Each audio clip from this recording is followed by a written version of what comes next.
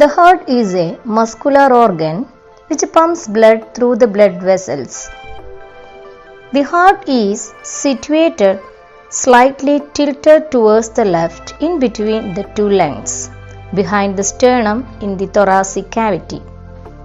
The size of the human heart is equal to the size of one's fist.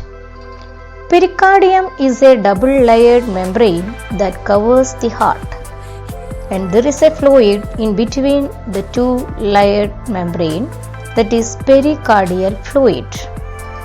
This fluid helps to reduce friction between the membranes when the heart beats. Heart made up of cardiac muscles.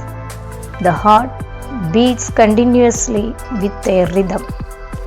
Heart pumps blood to different parts of the body according to the rhythmic contraction and relaxation of these muscles.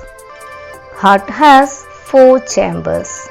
The upper chambers are called atria and lower chambers are called ventricles.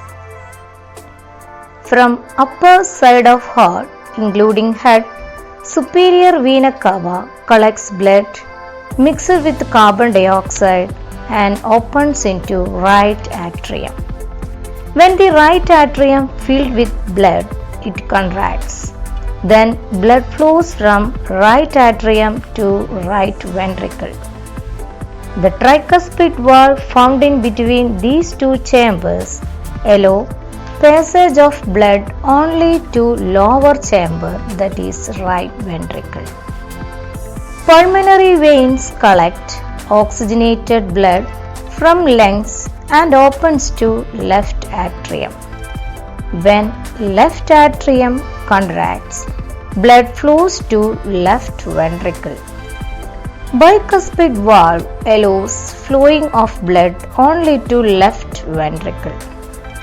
When right ventricle contracts, the semilunar valves, which are present at the opening of pulmonary artery, allows blood to flow to left and right pulmonary artery. Semilunar valves prevent backward flow of blood to right ventricle. When left ventricle contracts, the semilunar valves of aorta opens and blood flows to aorta and reach to various parts of body. Semilunar valves prevent backward flow of blood from aorta to left ventricle. By the contraction of heart muscles, blood goes out from 4 chambers. This process is called systole. By relaxation of heart muscles, 4 chambers of the heart get filled with blood.